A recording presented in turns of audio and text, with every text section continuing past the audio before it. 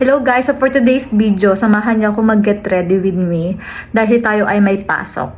So time check, it's 2:15. By 3:10, nandiyan na nung driver natin sa baba. So kailangan na natin mag-prepare. Ligo na muna ako, okay?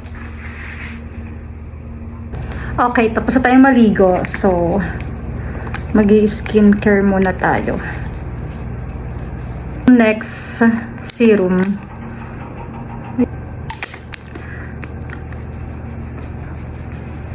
Next, moisturizer. Hindi araw-araw nung pasok natin dito. May specific day lang. Kasi as event host, hindi siya araw-araw may booking. Magkikilay tayo. Ayun nga, hindi araw-araw nung pasok namin dito. Kaya madalas, sa bahay lang talaga. Ngayong Ramadan, almost fully book kami.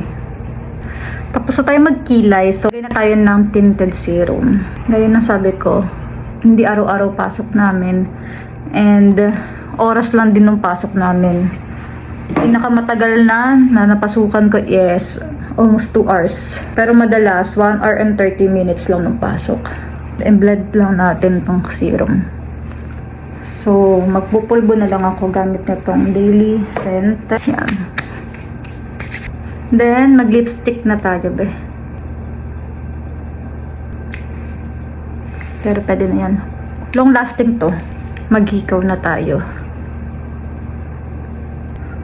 Pasok. Then, relo. Mahalaga ang relo kasi sa event, kailangan saktong oras ka talaga matatapos.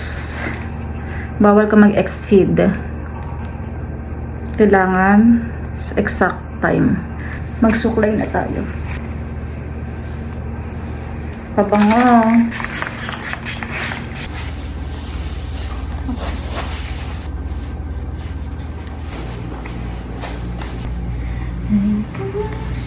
Bag. So, wallet. Cellphone. Yan.